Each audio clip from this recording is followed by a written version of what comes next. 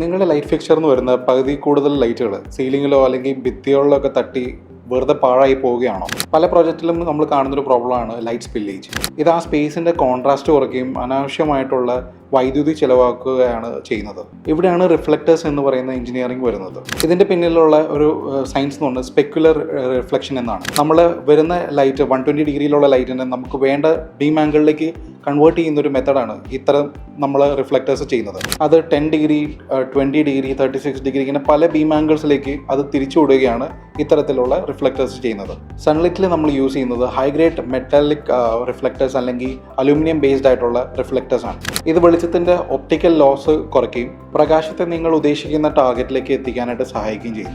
ഇതുകൊണ്ട് നമുക്ക് വേണ്ട സ്ഥലത്ത് മാത്രം നമുക്ക് വേണ്ട ലൂമൻസ് ലക്സ് ലെവൽ മെയിൻറ്റെയിൻ ചെയ്യാനായിട്ട് നമുക്ക് സഹായിക്കും. അതുകൊണ്ട് നമുക്ക് സ്മാർട്ട് ആവാം. വെറുതെ വാട്ടേജ് മാത്രം നോക്കി ലൈറ്റ് മേടിക്കരുത്.